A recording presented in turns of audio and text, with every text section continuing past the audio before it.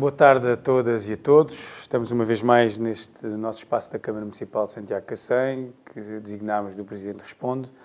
um espaço que se destina a responder às questões que os nossos municípios nos colocam, questões, sugestões,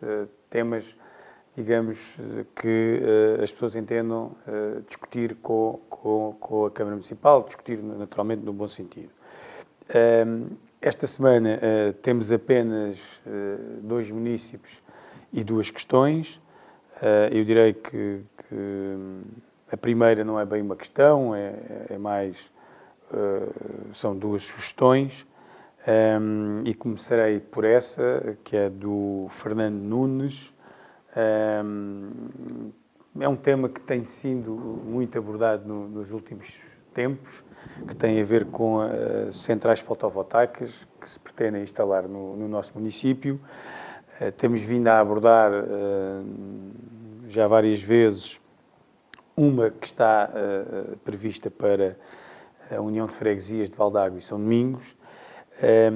e esta tem a ver com uma outra, que é uma outra intenção, na freguesia de Cercal do Alentejo, que aliás na semana passada também uma outra pessoa também colocou esta questão. Eu tenho várias vezes respondido sobre esta matéria, aquilo que, fazendo um enquadramento factual e aquilo que é a realidade e a verdade, e depois também tentando explicar aquilo que tem sido a posição da Câmara Municipal sobre estes processos. Vou tentar uma vez mais, se calhar de uma forma, peço desculpa, mais detalhada, até porque tem sido escrito e dito muitas coisas que não correspondem à verdade, têm sido colocadas palavras na Câmara ou no Presidente da Câmara e daquilo que tem sido a postura da Câmara que de facto não correspondem à verdade. Eu sei que nós estamos num momento pré-eleitoral das autárquicas e que talvez algumas pessoas possam tentar desvirtuar aquilo que é, de facto, a realidade, tentando sacar responsabilidades à Câmara sobre coisas que a Câmara, naturalmente, como vou explicar a seguir, não tem responsabilidade, e por isso, de uma forma muito transparente, que é a nossa forma de estar na vida autárquica e na política autárquica, vou tentar uma vez mais explicar aquilo que é, neste caso, agora do processo do Cercal, que é, de alguma forma, muito idêntico ao outro de Valdágua. O Fernando Nunes aborda duas formas a questão da central fotovoltaica. Uma sugere que, logo que a Câmara tenha conhecimento de uma intenção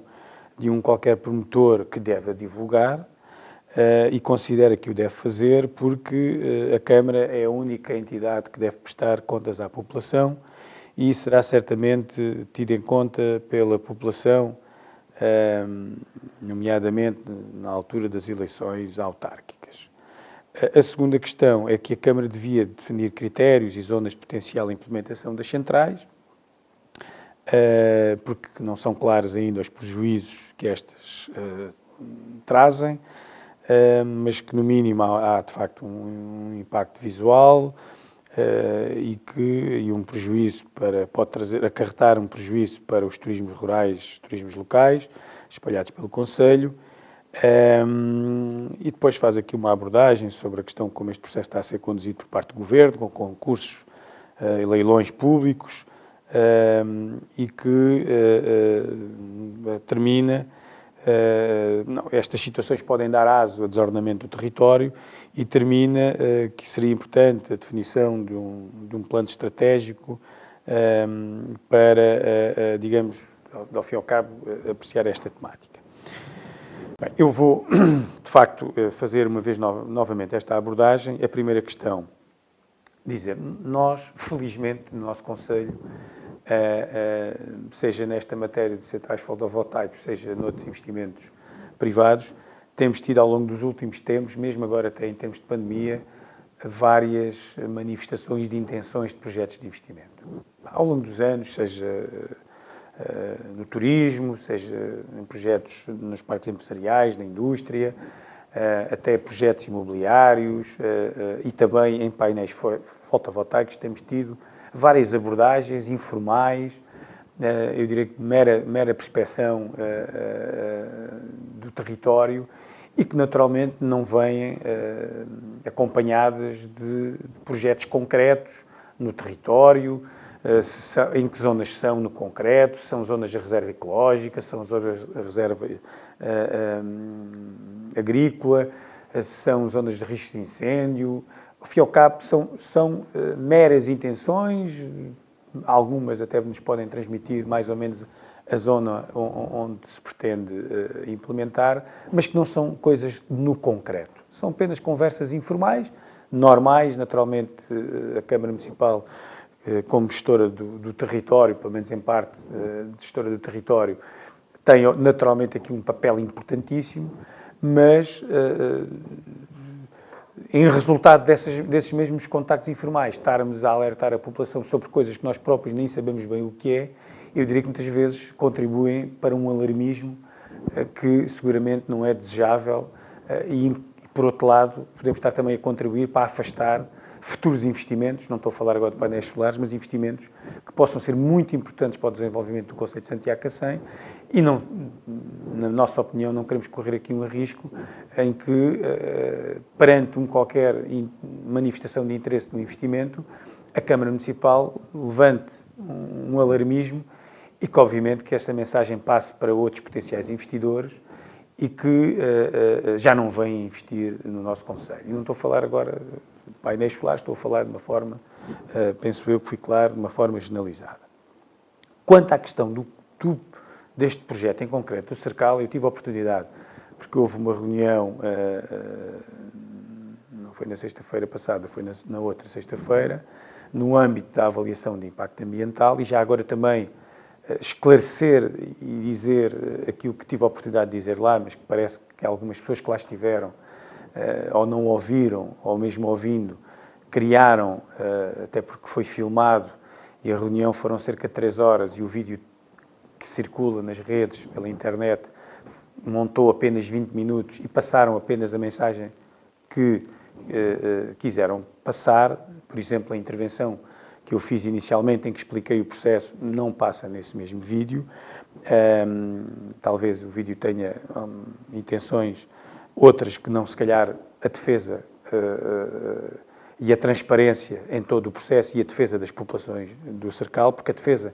das populações do Cercal tem que ser pela verdade, para que as pessoas sejam esclarecidas, e foi esse o objetivo dessa mesma reunião. É certo que as pessoas criticam, e se calhar com razão,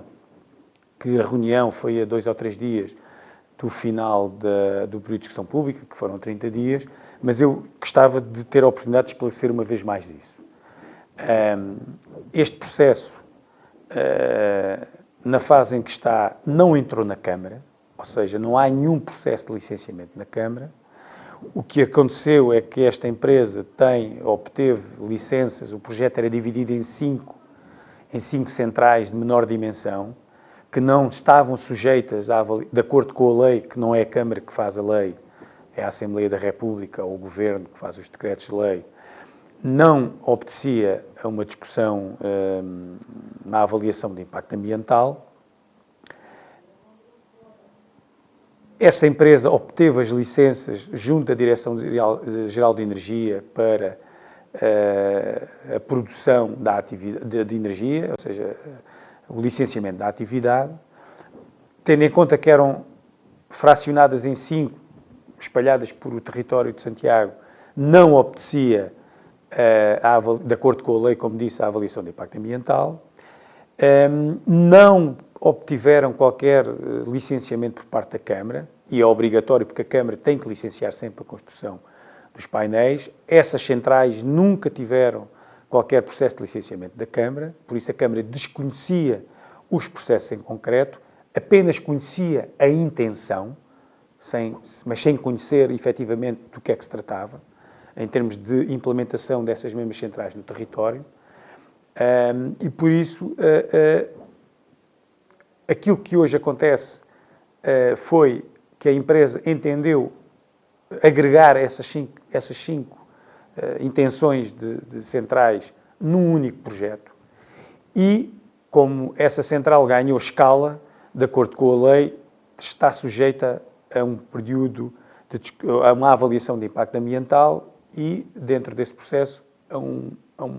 um período de sessão pública para que todos se possam pronunciar. A Câmara foi notificada, salvo erro, a 8 ou 9 ou 10 de abril, para se pronunciar, fê-lo dentro do prazo, antes até da reunião, e tenho aqui até o parecer que a Câmara emitiu, e dizer que a condução do processo não é da responsabilidade da Câmara, é da Agência Portuguesa do Ambiente, da APA, e que eu próprio tive a oportunidade, tal como já tinha conversado com uma responsável da APA no processo de Val d'Água, que seria importante fazer-se uma apresentação pública do projeto dentro do período de discussão pública. É sabido, e penso que as pessoas têm a perfeita consciência, que temos vivido nos últimos tempos um período de pandemia, estávamos em estado de emergência, não podia haver ajuntamentos, e por isso eu próprio, no caso de Val d'Água, cheguei a abordar este assunto com a Delegação de Saúde Local, que desaconselhou de todo fazer apresentações públicas para juntar pessoas. E agora, tendo em conta que estamos a viver um processo de desconfinamento, nomeadamente a partir de, salvo erro, de 5 de maio, as coisas foram abrindo, houve a possibilidade de poder realizar uma apresentação pública, naturalmente tentando cumprir as medidas e as recomendações das autoridades de saúde, e foi isso que foi feito. Aliás, a Junta de Freguesia do Sercal também se empenhou nisso, e foi essa reunião que foi feita. Infelizmente,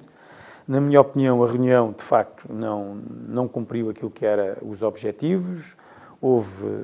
digamos, não houve serenidade, se calhar, de toda a gente, ou pelo menos uma grande parte das pessoas. O que eu senti é que muitas das pessoas que foram lá tentar obter informação não conseguiram ter essa mesma informação. Houve pessoas que estão frontalmente contra, e eu respeito essa opinião, mas também devem respeitar os outros que porventura estão a favor ou que ainda não têm a opinião formada e que foram lá para tentar perceber o que é que está em causa para depois então terem uma opinião formada. Infelizmente não foi possível, até o formato como a reunião foi feita, até a solicitação das pessoas presentes que quiseram que a reunião fosse feita não dentro do auditório,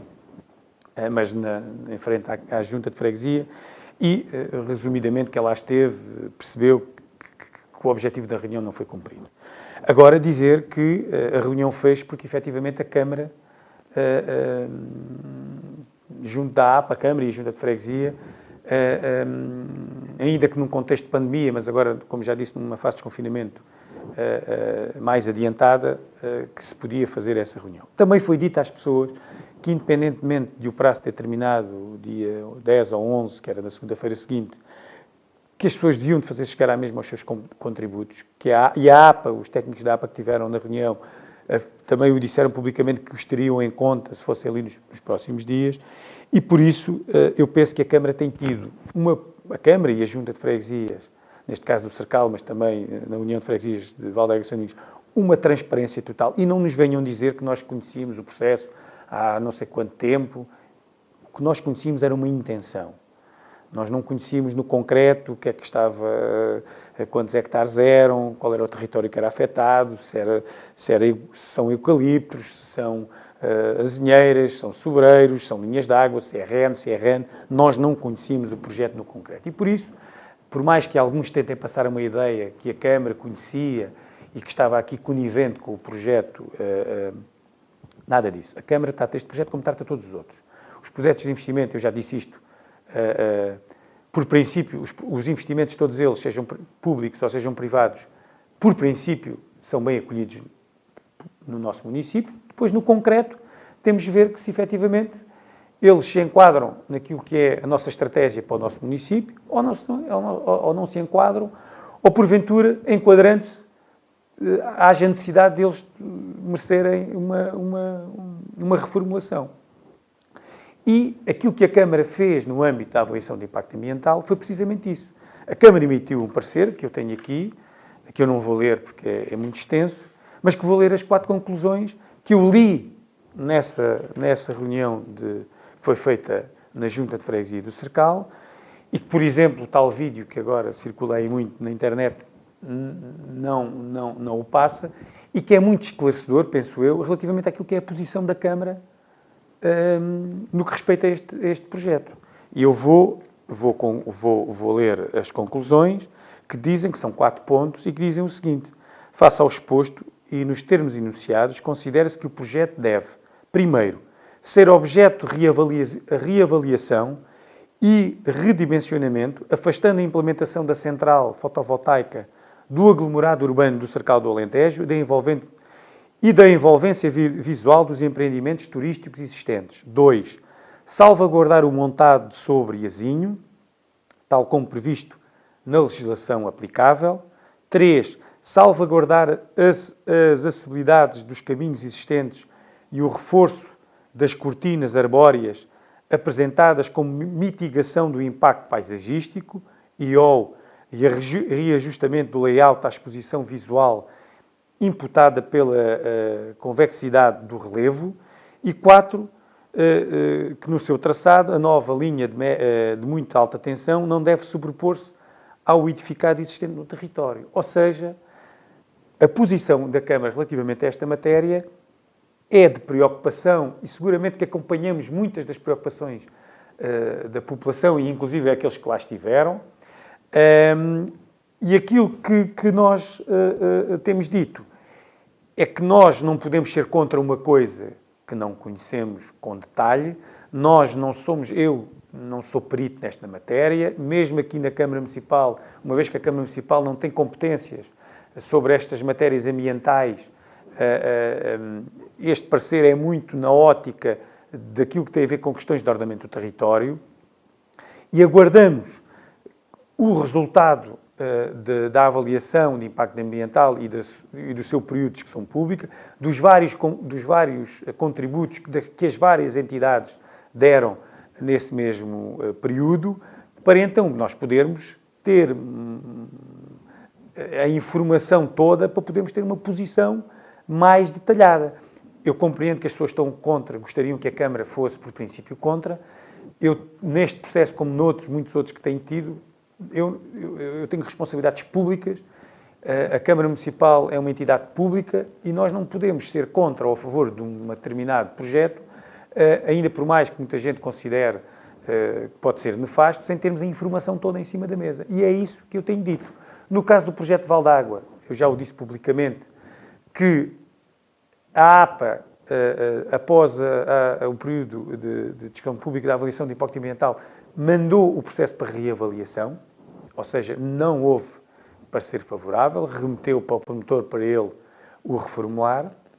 Aqui não sabemos se isso vai acontecer ou não, saberemos dentro penso eu, de mais ou menos um mês, e por isso é importante que as pessoas, independentemente que estejam contra, falem verdade, não ponham na boca do Presidente da Câmara coisas que não correspondem à verdade, não subvertam, passarem apenas excertos daquilo que eu disse nessa mesma reunião e não passem tudo aquilo que eu disse. E por isso penso que a posição da Câmara nisto tem sido muito transparente e termino, eu depois já vou lá à segunda questão, de uma forma mais rápida, termino que a Câmara estará, como sempre esteve, ao lado das populações. E se considerarmos que o melhor para as populações é termos uma posição política contra o projeto, é isso que nós faremos. Se acharmos que aquele projeto, após cumprir aqui estas preocupações que nós já dissemos, sendo reformulado, que possa minimizar e contribuir para alguns aspectos, nomeadamente com contrapartidas para a comunidade local, pode, eventualmente, a Câmara ter uma posição favorável, desde que, naturalmente, do ponto de vista ambiental, não se coloquem questões nefastas, e isso aí estamos à espera que quem é realmente entendido na matéria diga de sua justiça, em termos agora de conversa popular. E por outro lado, Dizer também aquilo que alguém também já disse, o alerta que eu referi. É que nós estamos a criar aqui uma situação de ruído público. As pessoas, naturalmente, que têm o direito à sua indignação, a estarem contra, e aquilo que também tentaram subverter das minhas palavras, o que eu alertei é que este ruído, sobre um projeto que a gente não sabe se vai ser concretizado ou não, repito, não sequer entrou ainda na Câmara,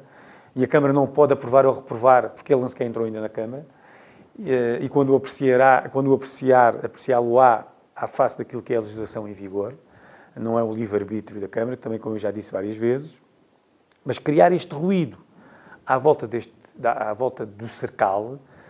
e nomeadamente aquilo que tem a ver do ponto de vista turístico, nós podemos estar já a contribuir para afastar as pessoas do cercal, sejam turistas, sejam eventuais investimentos na área do turismo. E quando eu expressei a palavra cancro, que nós podíamos estar a querer criar aqui um ruído à volta disto, e passando a ideia que temos aqui um cancro, é precisamente nessa perspectiva. É dizer, cuidado, porque nós podemos estar a afastar aqui pessoas, sentindo que há aqui uma coisa muito ruim, e que nós nem sabemos se ela vem para cá ou não. Não sabemos se ela é má, se é boa, ou se pode ter coisas boas e pode ter coisas más, e a avaliação de impacto ambiental é mesmo isso, é estudar os impactos, porque impactos vai ter, vamos ver que impactos negativos é que tem, e que impactos que eventualmente positivos pode ter, e depois vamos balançar se entre aquilo que é menos mau e aquilo que é, porventura, bom, se houver coisas boas, ponderar aquilo que é o melhor para o território e para as populações. E o alerta que eu dei é nesse sentido. A questão que é outra sugestão que o Fernando Nunes coloca é algo que eu sei que está a ser discutido em termos de ordenamento do território, eventualmente criar zonas privilegiadas, entre aspas, ou seja, indicar zonas do território em cada um dos municípios que possam ser definidas para albergar este tipo de projetos, à semelhança daquilo que acontece, por exemplo, com as pedreiras, com os alheiros, que estão zonas normalmente definidas em plano diretor municipal para esse efeito, embora aqui seja um pouco diferente, porque nesse caso são a própria tipologia dos solos que têm a matéria-prima para a exploração dos inertes. Aqui sabemos que é um pouco diferente, mas esse caminho, há quem eu já sei, já li sobre isso e já ouvi essa opinião, podemos ir por esse caminho. Seguramente quem tem responsabilidades em termos de governo e que criam, digamos, as leis, que é uma matéria que deve ser avaliada. Eu própria já transmiti preocupações ao Sr. Secretário de Estado, que tem a pasta da energia, e que todos estes projetos que se falam para Sines, do hidrogénio, e que vão ter que ser alimentados por energia solar, nomeadamente os painéis solares, e estamos a falar de largas centenas de hectares, para não dizer milhares, naturalmente que têm que ser avaliados, porque isto tem impactos, e efetivamente tem impactos nos nossos territórios, e têm que ser muito ponderados e têm que ser avaliados a vários níveis, e nesse sentido esta sugestão é uma sugestão que eu compreendo e acho que deve ser avaliada, não apenas aqui no nosso Conselho, mas eu diria que mais em termos macro, em termos do nosso território nacional. A segunda questão é do Carlos Marques, que pergunta, por um lado felicita a concretização do Museu de Arqueologia de Alvalade, e pergunta para quando a abertura, uma vez que ele já sentiu que as obras estão concluídas há muito e que o museu, ou aquilo que será o futuro museu, está equipado. Dizer que, de facto, as obras estão concluídas, o museu está equipado, foi um trabalho muito grandioso por parte aqui da equipa técnica da Câmara, com o contributo de muitas outras pessoas fora da Câmara, muitas pessoas de Alvalade que doaram peças para enriquecer o museu. Nós, infelizmente, fruto desta pandemia, já o gostaríamos de ter aberto, não foi possível. E aquilo que esperamos é que temos aqui uma data indicativa, que se tudo correr bem, queremos abrir isto se calhar é uma notícia pública, queremos abri-lo no dia 10 de junho. Naturalmente, uma inauguração que tem que cumprir com todas as regras da DGS, não queremos aqui correr riscos a esse nível, mas entendemos que se este processo de desconfinamento e a situação da pandemia continuar a melhorar, e no nosso caso aqui nos últimos 2 meses nós temos tido uma situação muito estável, com casos, muito poucos casos esporádicos, nós temos condições de poder abrir o museu, inaugurá-lo, abri-lo, mais do que inaugurar, abri-lo ao público, que isso é o mais importante. Temos já também contratado uma pessoa para já há muitos meses, eu diria se calhar para aí há 1 ano, para trabalhar lá no museu, e também após a conclusão das obras de requalificação do centro histórico, onde o museu está inserido, eu direi que este novo equipamento na freguesia e no município será seguramente um fator de atração, nomeadamente do ponto de vista turístico, para a freguesia e para o concelho. Esperemos que todos nós, sejamos autarcas ou não, possamos também divulgar aos nossos amigos, à nossa família, tentar divulgar ao máximo, porque é efetivamente um equipamento cultural e patrimonial de muita relevância, utilizando já as tecnologias de última geração, das multimédias, etc., diferenciadora, muitos daqueles conceitos museus que existiam aqui há uns anos atrás. Este, de facto, diferencia-se positivamente também por aí, e vamos ver, como já disse, dia 10 de junho vamos conseguir então abrir o nosso Museu de Arqueologia à população. Pronto, terminamos por aqui este nosso espaço do Presidente Responde. Aguardo, espero que para a semana possa haver mais questões. Despedir-me a todos e para a semana, e saúde para todos. Muito obrigado.